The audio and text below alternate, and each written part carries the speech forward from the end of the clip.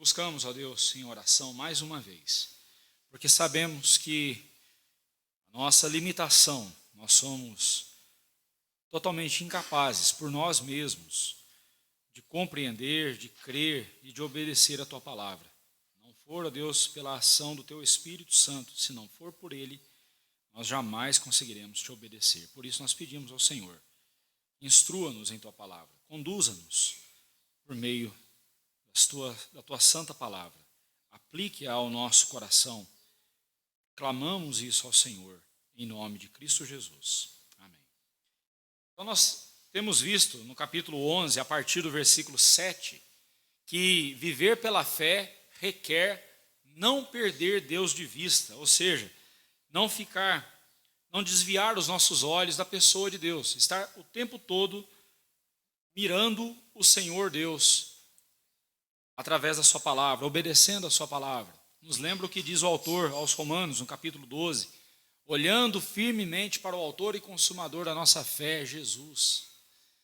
Nós devemos viver assim, isso é uma vida por fé.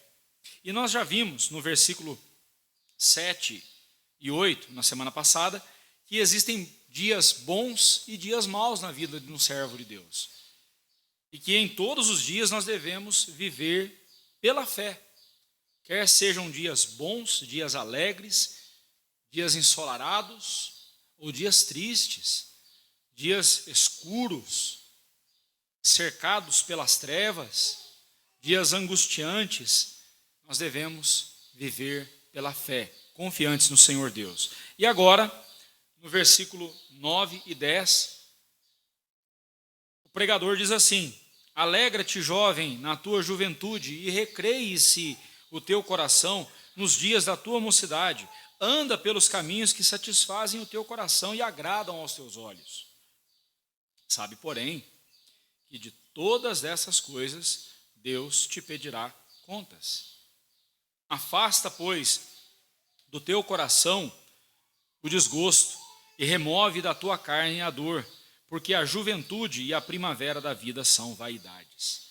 Então agora, nesses dois versículos, Salomão, continuando o tema, a vida pela fé, e agora ele nos mostra que ela requer não perder Deus de vista, não desviar a nossa atenção para outras coisas, mas focarmos em Deus.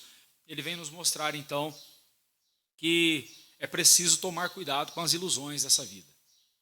Esses dois versículos trabalham esse assunto. É preciso tomar cuidado com as ilusões dessa vida. Geralmente os jovens, eles têm mais alegria na vida. Geralmente. Pelo simples fato de que eles têm mais saúde. Geralmente os jovens têm mais saúde do que os idosos. Nós que já dobramos o cabo da Boa Esperança sabemos muito bem como é que é isso. A gente já não consegue mais dar aquele pique que a gente dava, aquela corrida, ou fazer aqueles exercícios que a gente fazia, a gente já está mais limitado, é verdade. Aqueles movimentos, nós não estamos mais tão maleáveis, né, como éramos quando éramos jovens. Bem, mas talvez seja por isso também que os jovens desperdicem mais a sua saúde, não é mesmo? Ontem à noite, voltando de Santa Isabel com o presbítero Alair e com o nosso irmão Marcos, a gente vinha conversando sobre isso. Como pode alguém passar a noite inteira num bar fedorento? Né? Ou num ambiente fedorento, com música alta, cigarro, bebida, aqueles odores terríveis. Passar a noite inteira, a coisa mais gostosa que tem à noite é deitar e dormir, não é mesmo? Pelo menos para mim, não sei para você. Papai dizia o seguinte, que os velhos vivem de expectativas e os jovens vivem de ilusão. O que meu pai queria dizer com isso? Ele queria dizer o seguinte, com o idoso ele vive de expectativa, ou seja, a qualquer momento ele pode morrer, a expectativa da morte. Ele vê a morte como algo mais próximo a ele do que um jovem. Geralmente o jovem não pensa muito em morte, não. Né? Pelo contrário, ele vive iludido que ele vai viver muitos anos e às vezes não. Às vezes a morte leva jovens também. era isso que meu pai queria dizer com os velhos vivem de expectativas, e às vezes de uma expectativa ruim, né? Expectativa da morte. E os jovens vivem de ilusão, vivem se iludindo a respeito da sua longevidade, que talvez nem tenham, né? O mesmo conselho, então, que Salomão deu nos versículos 7 e 8 para os mais idosos, agora ele se volta para os mais novos, para os jovens, e traz um conselho bem semelhante. Se para os idosos ele disse, olha, tem dias difíceis, tem dias bons, mas tem dias maus na nossa vida, mas em todos eles, dê um jeito de aproveitar a vida, dê um jeito de se alegrar, alegre-se seu coração, independente de você viver muitos dias ou poucos dias, ter uma vida longa ou uma vida curta, viva, alegre-se. Agora no no versículo 8, versículo 9 e 10, ele vem falar para os jovens. E ele dá ali um conselho dividido em 3 partes. Um conselho em forma de ordem, né? Os verbos aqui estão no imperativo, é uma ordem. Ele diz, primeiro, alegra-te, jovem, com a tua juventude. A segunda parte, recreie-se o teu coração, nos dias da tua mocidade. E a terceira parte, anda pelos caminhos que satisfazem o teu coração e agradam os teus olhos. Então, essa ordem em 3 partes. Vamos ver cada uma delas. Primeiro, quando ele diz, alegra-te, jovem, na tua juventude, ou seja, aproveite a juventude, pois há coisas que você só conseguirá fazer quando for jovem. Depois de uma certa idade, você não vai conseguir, não adianta. Não adianta. Por mais que você queira, você não vai conseguir. Mesmo que você treine durante toda a sua juventude, vai chegar a velhice e você vai diminuir os pesos na academia, né? Ou você não vai conseguir fazer outras coisas que você fazia com muita facilidade. Eu, quando era jovem, eu conseguia ficar acordado a noite inteira. Hoje, meu Deus do céu. Começa a escurecer, eu já começo a ficar com sono. As coisas vão mudando, né? Vão mudando. Aproveite. Alegre-se, alegra-te, jovem, na tua juventude. Ele diz. Tenha alegria por ser jovem, pois coisa muito triste é ver um jovem sem essa alegria, mesmo tendo amplas condições de experimentá-la. Se tem uma coisa que é deprimente, é você ver um jovem deprimido. O rapaz tem tudo, tem saúde, tem força, tem oportunidades, mas ele anda deprimido, se arrastando. Alegra-te, jovem, na tua juventude. Você é jovem, aproveite. Alegre-se na sua juventude, seja alguém alegre. E a segunda ordem ele vai dizer, recreie-se o teu coração nos dias da tua mocidade. É um paralelismo, né? Essas falas são paralelas, são uma repetição a fim de enfatizar uma mensagem. Então ele diz, recreie-se o teu coração nos dias da tua mocidade, ou seja, esteja satisfeito, feliz e animado. É como se Salomão estivesse dizendo, pare de ficar se arrastando, de ser letárgico e desanimado. Use toda a força de seus músculos e mova-se com alegria. É isso que ele está dizendo para os jovens aqui. Essa energia que você acha que você não tem, mas você tem, use-a, aproveite, porque vai ter um dia que você não vai ter mesmo. Se você envelhecer, vai chegar o dia que você não vai ter mais essa energia. E aí você vai olhar para trás e vai dizer assim, por que eu não fiz isso? Por que eu não fiz isso? Por que eu não aproveitei? E a terceira ordem, anda pelos caminhos que satisfazem o teu coração e agradam aos teus olhos. Uma vez que a vontade do coração sempre é nutrida por aquilo que a gente vê, que os olhos não veem, o coração não pede, não é assim que dizem aí fora? É a Bíblia quem diz isso, não é o ditado popular que diz isso. É a Bíblia quem diz isso. O coração é alimentado pela visão. O que você anda vendo é o que alimenta o seu coração. Os desejos do seu coração são alimentados pela sua visão. Você já teve vontade de comer cacacacua? Já teve vontade? Eu nunca tive. Sabe por quê? Porque não existe isso, eu nunca vi. Vai que existe esse negócio, né? Inventei essa palavra aqui, tá, irmãos? Nem sei, nem peço para repetir, que eu nem sei. Não tem como eu desejar uma coisa que eu não vi. Não tem como. Então, os meus desejos são alimentados pela minha visão. Isso tanto desejos bons quanto desejos pecaminosos, tá? Cuidado com os teus olhos. O Senhor Jesus vai dizer isso, né? Se a luz que há em ti for trevas, em grandes trevas você estará. E que luz é essa que ele está falando? Ele fala, são os olhos a lâmpada do corpo. A luz do corpo. Os olhos direcionam os nossos passos. Você, para vir à igreja hoje, você olhou numa direção e seguiu aquela direção. Você não olhou numa direção e foi em outra, não tem como, só você ia sair trombando por aí. Então os olhos direcionam a nossa vida. O que tem direcionado o seu coração? O que tem enchido o seu coração? Que coisas têm provocado os desejos do seu coração? Veja aquilo que você está vendo, observe na sua vida aquilo para o que os seus olhos têm se dirigido. E aí você vai ver. Por que seu coração está do jeito que está. Mas Salomão aqui está dizendo o seguinte: faça tudo o que você desejar, tudo o que lhe for agradável. De fato, não há pecado algum em aproveitar das delícias lícitas dessa vida.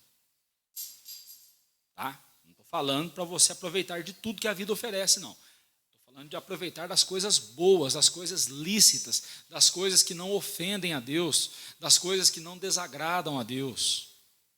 Estou falando disso.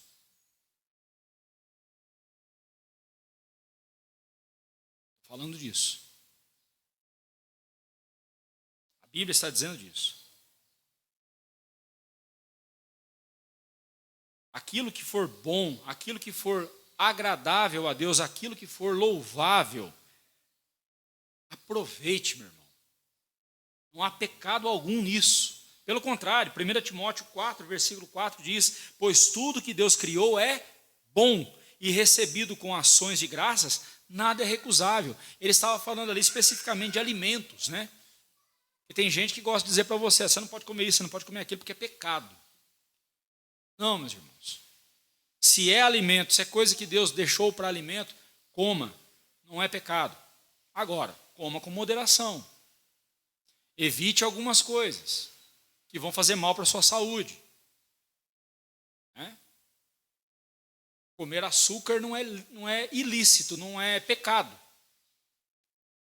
Mas cuidado com o açúcar. Açúcar só faz mal, garanto para você. Falo de experiência própria. Açúcar só faz mal para a gente. Só faz mal. E a vida sem açúcar é muito mais doce, acredite. A vida sem açúcar é muito mais doce, acredite. Mas veja bem, voltamos aqui a atenção para as coisas que são lícitas, as coisas que não são pecaminosas. Todas as coisas que não são pecaminosas, que Deus deixou para o nosso aprazimento, para a nossa alegria, nós devemos usufruir delas. É isso que a Bíblia está dizendo. Por todas as delícias da juventude descritas aqui, a juventude é desejada. Não é à toa que a indústria dos cosméticos é uma das que mais faturam todos os anos, prometendo produtos ali, apresentando produtos quase que milagrosos. Vai rejuvenescer você, você vai ficar mais novo. E por aí vai. E é verdade, alguns produtos até retardam um pouco os efeitos da velhice, mas não retardam a velhice. Você pode ter carinha de mais novo, mas você pode ser uma pessoa já de idade. E seja você bem conservado ou não, uma hora a morte vai chegar para você. Não se iluda. Não se iluda. Por isso que é importante estar preparado para aquele momento. Salomão continua dizendo, depois de dar essa ordem em 3 partes para nós e enfatizar que nós devemos aproveitar. E se você é jovem, aproveite a sua juventude. Seja feliz, pare de ficar se arrastando, pare de ficar letárgico nessa vida, moribundo, para com isso. Use essa energia que Deus te deu, aproveite. Mas aí ele dá uma advertência. Sabe, porém, que de todas estas coisas, Deus te pedirá contas. Isso aqui é um choque de realidade. Isso aqui nos faz voltar para o que deve ser a nossa atenção, ou onde deve estar a nossa atenção. É um choque de realidade. Se você olha para a parte inicial desse versículo, para essa ordem que ele deu em 3 partes, e você diz assim, ótimo, então Deus quer que eu seja feliz, eu devo viver e Deus quer a minha felicidade e eu vou fazer de tudo para ser feliz. O nome disso é hedonismo. Cuidado com o hedonismo. O hedonismo é a busca do prazer pelo prazer. É fazer do prazer um fim em si mesmo. Isso é pecado, isso é perigoso. Cuidado com isso. Então, se você interpretou de forma hedonista a primeira parte do versículo, a parte final aqui vem dar um aviso para você dizer o seguinte, calma, não é assim não. Vai devagar. Não se esqueça que de tudo que você fizer, você vai prestar contas a Deus. E aí nós voltamos ao tema inicial da nossa mensagem. Viver pela fé é não perder Deus de vista. É lembrar que um dia estaremos diante dele, no seu tribunal, prestando contas a ele. Porque tudo que nós temos, tudo que nós somos, tudo que nós experimentamos nessa vida é de Deus. É do Senhor, não é nosso. E é por isso que a gente tem que andar cada dia tendo essa visão. A visão do juízo de Deus, do julgamento, do trono de Deus. Essas palavras, elas põem por terra qualquer entendimento hedonista e carnal da ordem que Salomão nos deu no começo do versículo. Veja, Deus não existe para fazer você feliz, como muita gente prega por aí. É justamente o contrário, você existe para a glória de Deus. E não Deus existe para me fazer feliz, como se eu fosse o centro do universo. Não. E digo para você, o grande sentido da vida não é ser feliz. O grande sentido da sua vida não é a sua felicidade. O grande sentido da sua vida é viver para a glória de Deus. Agora, viver para a glória de Deus traz ao nosso coração a maior e a única verdadeira felicidade. Acredite. Bem, vamos em frente. Esse aviso que Salomão nos dá aqui, essa advertência, não é igual aquelas placas que nós vemos num caminho bonito, por exemplo, descendo a serra de Ubatuba, está cheio de placas dizendo, verifique os freios, não exceda o limite de velocidade, cuidado com as curvas. São placas dizendo que há uma possibilidade de um acidente fatal. Se você se descuidar, se você for mais rápido que o limite, se você exceder ao limite de velocidade, se você não verificou os freios, certamente, provavelmente você sofrerá um acidente e pode até ser fatal. Essas palavras de Salomão aqui no final do versículo, sabe, porém, que de todas essas coisas Deus te pedirá contas, não é como essas placas, avisando de uma possibilidade, mas sim avisando de algo certo, algo que vai acontecer. Quando Salomão diz, sabe, porém, que de todas essas coisas Deus te pedirá contas, o dia do julgamento é uma verdade, é uma realidade, não é uma possibilidade, não. Olha, tome cuidado do jeito que você está vivendo, porque pode ser que um dia você vai se apresentar diante de Deus. Não. A Bíblia não trabalha com uma possibilidade quando fala desse assunto. Pelo contrário, a Bíblia trabalha com uma realidade, com um fato. Todos nós haveremos de comparecer diante do tribunal de Deus, mais cedo ou mais tarde. E eu devo evitar o pecado, porque eu fui resgatado para viver para a glória de Deus. Eu devo evitar uma vida devassa, porque isso desagrada a Deus, desonra ao Senhor. Mas eu também devo evitar isso porque um dia eu estarei diante do Senhor e prestarei contas a Ele de tudo que eu pensei, de tudo que eu falei e de tudo que eu fiz. Eu vou prestar contas a Deus. E isso só já deveria ser para nós motivo de causar calafrios, arrepios em nossa coluna. Um dia eu estarei diante de Deus, diante do juiz supremo do universo, diante de quem não caberá apelação alguma, recurso algum, não há um tribunal superior ao dele. E o que ele disser estará dito e pronto. Meus irmãos, isso deve trazer ao nosso coração um grande senso de responsabilidade e de pavor mesmo. Pastor, mas lá em 1 João ele diz que o amor lança fora o medo, ou seja, eu não preciso ter medo do dia do juízo, porque eu estou em Cristo Jesus, eu não preciso ter medo do dia do juízo. É verdade, nós não precisamos temer o juízo de Deus, no sentido de condenação, que Ele vai nos condenar. Não, nós já estamos em Cristo, estamos salvos. Então eu não preciso me preocupar com o dia do juízo. A menos que você não preocupe em viver uma vida para a glória de Deus. Se você não se preocupa em viver para a glória de Deus, então você não deve preocupar com o dia do juízo mesmo. Aliás, é aí que você deve se preocupar. Porque se você não vive para a glória de Deus, significa que você é um ímpio, você ainda não é salvo. O que te aguarda é o inferno eterno. Como crente em Cristo Jesus, eu devo viver cada dia louvando e bendizendo ao Senhor, porque Ele me resgatou, Ele me perdoou, e não há pecado meu que me lance no inferno, porque Jesus me resgatou da condenação eterna.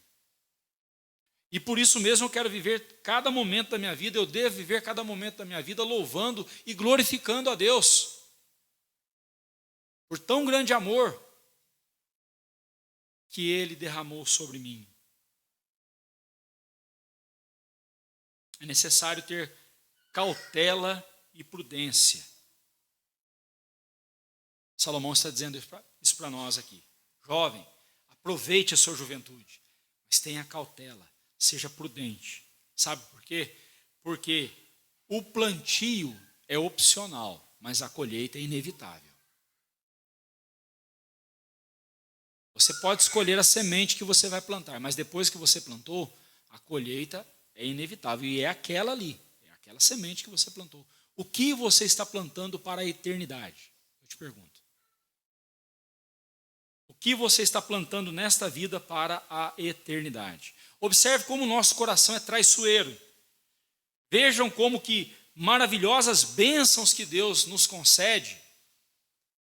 Bênçãos de Deus, aproveitar a vida, viver uma vida alegre, desfrutar das bênçãos que Deus nos dá. Isso é uma grande alegria, uma grande bênção, algo maravilhoso. Mas observe como nós transformamos a bênção de Deus em objeto de idolatria. E quando é que eu faço isso? Quando eu vivo para a minha satisfação e não para a glória de Deus. Quando até mesmo eu busco as coisas de Deus, mas não para glorificar a Deus, mas sim para satisfazer alguma coisa em minha vida. Não está errado no sentido de que só Deus pode satisfazer o meu coração, mas eu não devo buscar a Deus porque Olivar, estou vazio e preciso me encher. Não, eu devo buscar a Deus para a glória dEle, e em buscando a glória de Deus, para a glória dEle, o meu coração será preenchido e o vazio da minha alma será preenchido pela glória do Senhor. É bem isso que o Senhor Jesus falou: amar a Deus de todo o coração, de toda a tua alma, de todo o teu entendimento, e ao teu próximo como a ti mesmo. Tire o foco de você, põe o seu foco em Deus e no seu próximo. É assim que vivemos para a glória do Senhor.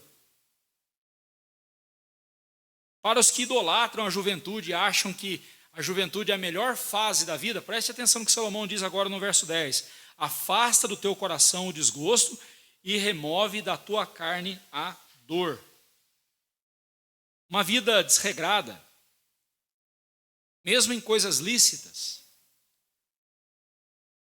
Não é pecado comer pudim, mas comer o pudim inteiro de uma vez é. Não é pecado você dormir, mas dormir o dia inteiro por preguiça.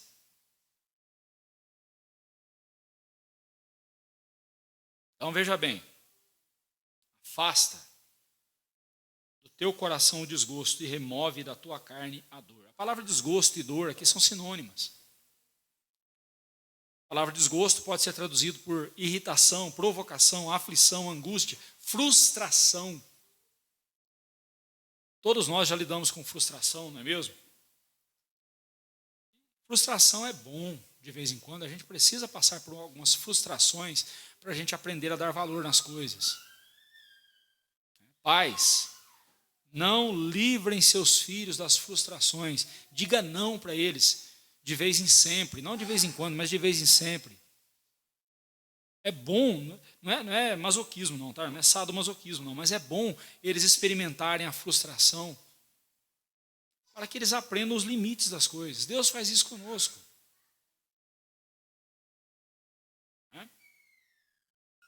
E a palavra dor aqui, por ser um adjetivo, ele deve ser traduzido assim, coisas ruins, ou aquilo que é ruim. Então, remova, afaste da sua carne a frustração, as coisas que trazem angústia para você, que te irritam. E aquilo que é ruim. Tem coisa que me frustra, tem coisa que me irrita, mas é coisa boa.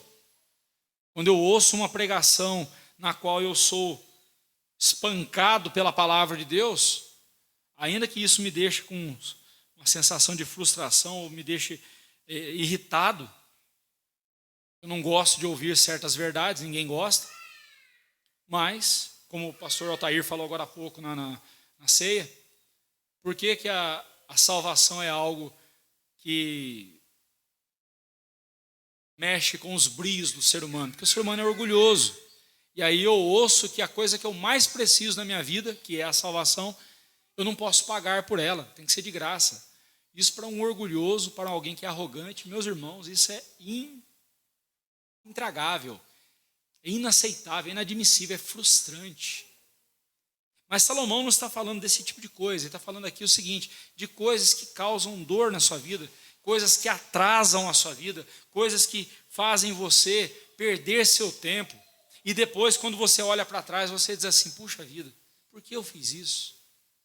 Então, afaste da sua vida coisas que trazem desgosto, coisas que trazem dor desnecessárias. Existem dores que não tem como a gente fugir delas. A vida é uma vida de dor. A gente saiu do ventre da nossa mãe, já saiu com dor.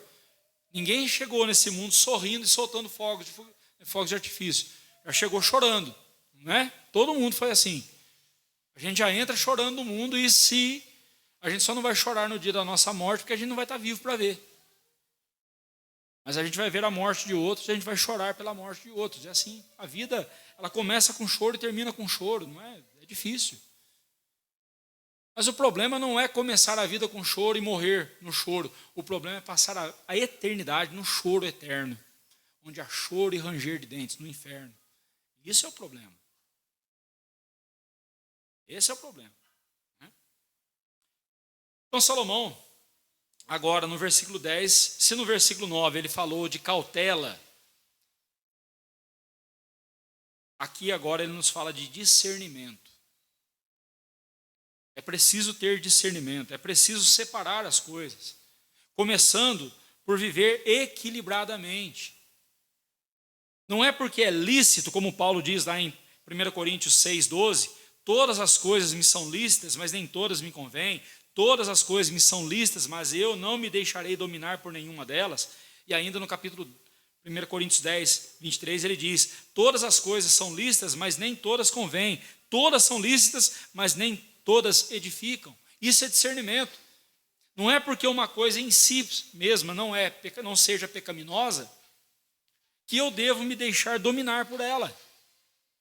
Não é porque algo não seja desagradável a Deus, não seja algo que desonre a Deus, que eu vou me entregar aquilo ali e vou viver intensamente aquilo ali, escravo aquilo. Não.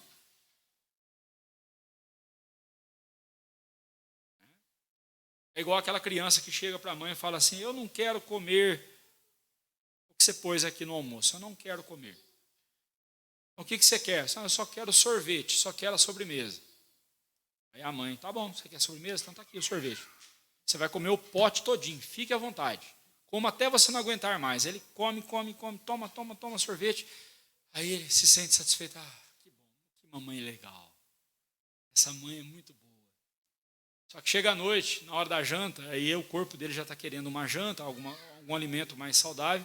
Aí a mãe fala assim: não tem janta para você, é sorvete.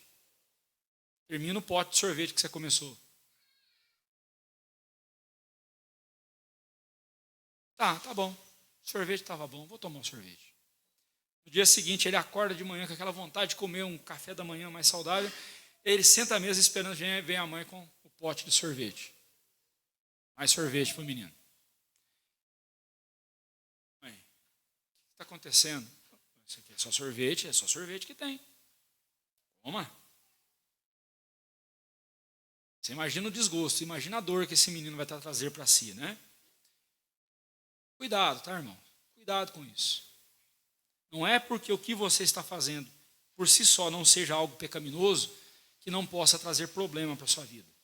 O autor aos Hebreus fala lá em Hebreus 12, versículo 1: livrando-nos de todo o peso e do pecado que tenazmente nos assedia. Alguns ali entendem que peso não seja pecado. Eu entendo que ali peso é um pré-pecado, é uma preparação para o pecado. Porque toda coisa que se torna um peso, um fardo na minha vida, dificilmente não se tornará um pecado também. Dificilmente não se tornará um pecado também. Coisas que eu faço desregradamente, mesmo que não sejam em si mesmas pecaminosas, mas se eu faço desregradamente, se tornarão um pecado. Cuidado. Aí Salomão termina o versículo 10 dizendo: porque a juventude e a primavera da vida são vaidade. Juventude e primavera da vida são termos sinônimos, são a mesma coisa, é 6 por meia dúzia. E ambos significam os primeiros anos de vida, ou a infância. A palavra juventude aqui, no hebraico, significa literalmente infância. E a palavra primavera da vida, no hebraico também significa negritude. O que tem a ver isso? Está pensando aqui nos cabelinhos pretos de uma criança. É óbvio, as crianças têm cabelo preto. O Zezé, por exemplo, é ruivinho, né? Ele tem cabelo preto. Mas o cabelo de um bebezinho tem aquela cor vigorosa, aquela cor vibrante, né? Seria isso. Contrastado com o cabelinho branco de um ancião. Por isso que ele diz: a juventude e a primavera da vida são vaidade. Ele não está dizendo para tratarmos essa fase da vida como uma coisa sem sentido, né? Lembrando que vaidade, em Eclesiastes, significa algo sem consistência. A palavra revel, no hebraico, significa o vaporzinho que sai da sua boca, a fumacinha que sai da sua boca no dia frio. E tente pegar, você não vai conseguir. É isso que ele diz, é vaidade, né? Algo que não tem consistência. É disso que ele está falando. Então, quando ele fala que a juventude, né, você é um jovem, lembrando que na cultura hebraica, o jovem é considerado uma criança, como o próprio texto aqui está mostrando. O jovem é considerado uma criança, não infantil, tá? Porque nos nossos dias nós temos aí infantis de 30 anos dentro de casa. 30, 40 anos dentro de casa, são infantis. São verdadeiros bebezões. Não é isso que ele está dizendo, ele está falando aqui no sentido de ser novo. O jovem, na Bíblia, ele é considerado uma criança. E quando é que ele deixa de ser criança? Quando ele está em condição de assumir as responsabilidades de um lar, de cuidar de uma mulher e de filhos. Então agora ele é um homem. Essa é a ideia bíblica sobre juventude. Mas ele está dizendo o seguinte: essa primeira fase da vida passa rápido. E passa mesmo, irmãos. Embora quando eu era criança, o meu sonho era ser de maior, né? Todo mundo foi assim, eu quero ser de maior, eu quero ter mais de 18 anos. Né? Queria ser maior de 18 anos. E demorou tanto para chegar nos 18 anos, né? Mas dos 18 anos para os 52, meus irmãos, passou com uma velocidade. Meus irmãos, nós já estamos em novembro de 2025. Ontem eu estava desejando para você feliz ano novo. Feliz 2025. Falta 2 meses para acabar o ano. Olha como o tempo está passando rápido.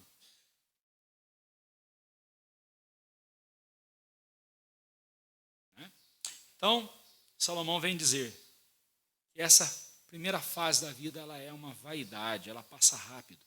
Então, se você olha para a juventude e diz assim, puxa vida, tempo bom era quando eu era novinho, quando eu era novinha, quando eu era jovem.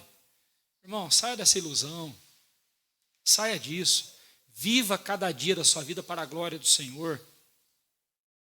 E viva cada dia da sua vida como se fosse o último dia de vida nessa terra. Se hoje fosse o seu último dia de vida, o que você iria fazer? Você ia entrar no quarto, chorar amargamente? Ou você ia aproveitar para fazer algumas coisas que você precisa deixar em ordem na sua vida, pôr em ordem a sua vida? Eu vou aproveitar cada momento da minha vida para a glória do Senhor. A juventude pode ser um tempo da nossa vida de grandes alegrias, e de fato, se você vive na presença do Senhor, você jovem, vive na presença do Senhor, você colherá grandes alegrias na sua vida, não tenha dúvida disso.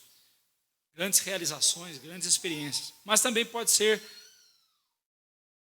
sem discernimento, um tempo muito sofrido, um tempo muito difícil, um arquivo de memórias ruins. Lembra da oração de Davi lá no Salmo 25, versículo 7? Ele ora a Deus dizendo assim, não te lembres dos meus pecados da mocidade, nem das minhas transgressões. A mocidade de Davi não foi lá grande coisa, pelo jeito que ele está dizendo aqui, os pecados que ele cometeu quando era jovem, embora quando jovem ele venceu um gigante, quando jovem ele foi um grande general do exército de Saul, fez muitas coisas, mas ele cometeu muitos pecados também. E ele clama a Deus, Senhor, não lembre dos meus pecados da mocidade. Lembra-te de mim segundo a tua misericórdia, por causa da tua bondade, ó Senhor. Jovem, como que você está vivendo? Aproveite a vida, deleite-se nos prazeres lícitos, nos prazeres que não são pecaminosos. Viva para a glória do Senhor. Mas preste atenção, mesmo aproveitando das coisas lícitas dessa vida, das coisas que não são pecaminosas, lembre-se, você vai prestar contas a Deus de tudo que você está fazendo. Lembre-se disso. A maioria dos desgostos e dores que nós sofremos nessa vida são por escolhas erradas nossas. São sementes ruins que nós plantamos. Então pare de pôr a culpa nos outros. Veja onde foi que você errou, arrepende-te e volta ao primeiro amor. Volta a viver para a glória do Senhor. Quando vivemos dentro da vontade de Deus, temos a paz do Senhor em nosso coração. Os pecados da carne destroem não só o nosso corpo, mas podem também trazer julgamento eterno sobre a nossa alma.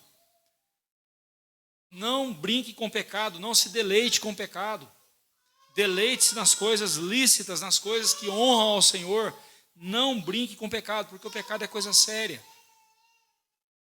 A vida pela fé é o oposto de uma vida hedonista, uma vida que busca o prazer pelo prazer. Se você é essa pessoa que anda buscando prazer em tudo que você faz, não, eu só entrarei nesse emprego se nesse emprego eu tiver prazer, eu tiver alegria. Porque se eu estiver trabalhando num lugar onde eu não tenho prazer, então eu devo sair. Não é assim que um crente se porta. O crente, ele tem a convicção de que onde ele está, foi Deus quem o colocou, foi Deus quem o pôs ali, e ali ele deve frutificar para a glória do Senhor. O crente tem que viver assim. A vida pela fé é o oposto de uma vida hedonista. É impossível viver pela fé em Deus fazendo a nossa vontade. Por isso que nós temos que deixar a nossa vontade de lado. Jesus disse, se alguém quer vir após mim, a si mesmo se negue, né? Deixe a sua vontade de lado. Dia a dia toma a sua cruz, ou seja, dia a dia crucifique o seu eu, não permita que o seu eu apareça. Dia a dia tome a sua cruz e siga-me. Seguir a Jesus é isso, é fazer a vontade dele em vez da minha vontade. A melhor maneira de experimentar a felicidade, diz Warren Wiersbe, na vida, a melhor maneira de experimentar a felicidade na vida adulta o contentamento na velhice é logo cedo na vida evitar coisas que causarão problemas no futuro. Você quer ter uma velhice tranquila? Todo mundo pensa em aposentadoria, todo mundo pensa em fazer um pé de meia para ter uma aposentadoria, uma velhice mais tranquila. Mas você já parou para pensar que uma velhice tranquila depende das escolhas que você está fazendo hoje como jovem? Se você está fazendo escolhas erradas na sua vida, você pode ter tudo que você precisa, tudo que você quiser, materialmente falando, na velhice. Mas se você tiver uma vida desregrada, uma vida que não está focada em fazer a vontade de Deus, em não ter Deus diante de si, a sua velhice, por mais que você tenha todos os recursos financeiros que você possa angariar durante a sua vida, sua velhice não será uma velhice feliz. Será uma velhice amarga, pelos frutos que você plantou a vida inteira. O que você está plantando na sua vida hoje, jovem? Você vai colher. Mas não só lá na sua velhice, você já vai começar a colher agora. Remova da tua carne o desgosto, da tua carne a dor. Remova, tire isso da sua vida. Os jovens cuidam da mente e do corpo, que evitam pecados destrutivos da carne e que constroem bons hábitos de saúde e de santidade, têm mais chance de ser felizes na vida adulta do que aqueles que se entregam às loucuras da juventude e depois oram pedindo para não sofrer as consequências. O que você está plantando hoje? Lembre-se disso. Na hora de plantar, você pode escolher a semente, mas na hora de colher, não. Você tem total controle sobre o plantio, mas não tem controle algum sobre a colheita. O que você está plantando hoje? Muitas coisas nesta vida serão amargas e dolorosas para nós, ainda que sejamos obedientes a Deus. Preste atenção, obedecer a Deus, viver uma vida de santidade, não é garantia de não ter sofrimento. Muito pelo contrário. O primeiro sofrimento já começa no coração, quando você vai deixar de lado a sua vontade para fazer a vontade de Deus. Devemos aceitar essas dores, essas dificuldades, tal como vierem a nós, pois elas são instrumentos de Deus, moldando o nosso coração de acordo com a vontade dele. Romanos 8, 28 e 29. Todas as coisas cooperam para o bem daqueles que amam a Deus, daqueles que são chamados para serem conformados à imagem de Jesus. Já aquelas coisas que são contrárias à vontade de Deus e desonram o nome dele, devem ser afastadas de nós e por nós. Não podemos dar descanso ao nosso coração nessa batalha. Meus irmãos, batalha espiritual é algo que o crente vai experimentar todos os dias da sua vida. E não adianta você amarrar Satanás, não adianta você repreender o inimigo, não adianta você vir com esses jargões do evangeliquez aí que não vai resolver nada. O que vai resolver é uma vida de obediência na presença do Senhor. Mesmo assim, você terá sofrimento, você terá lutas, terá dificuldades. Mas se for para sofrer para a glória do Senhor, que bênção. É honra para nós. Agora, sofrer porque nós estamos em pecado, aí não tem honra nenhuma nisso. Não há alegria nenhuma nisso. Lembre-se, o pecado primeiramente agrada ao seu coração, mas depois ele o fere profundamente, além de desonrar o santo nome de Deus, a quem haveremos de prestar contas. Lembre-se disso. Tim Chester, no seu livro sobre a pureza, né, sobre a busca pela pureza, um livro muito bom que eu recomendo a leitura dele. Tim Chester, ele diz o seguinte, que o pecado, primeiramente, ele nos ilude de que ele vai nos dar grandes alegrias e grande satisfação, mas é só ilusão. O pecado promete algo, nos promete uma coisa e nos entrega outra. Deus, ao contrário, Ele nos promete a vida eterna e nos dá a vida eterna. O pecado promete satisfação e te entrega amargor, sofrimento, vergonha, dor. Deus te promete a salvação, te dá tudo que a salvação contém. A vida eterna, a alegria eterna, a satisfação verdadeira. Use as bênçãos de Deus, desfrute das bênçãos de Deus na sua juventude ou na sua velhice, não importa a idade que você tenha. Desfrute cada momento da sua vida, das coisas que Deus tem te dado. Desfrute com alegria, mas lembrando-se que não são essas coisas em si mesmas a razão da sua felicidade, mas sim Deus. Pessoa de Deus. Que Ele assim nos abençoe. E que Ele assim nos conduza para a glória do Senhor a cada momento da nossa vida.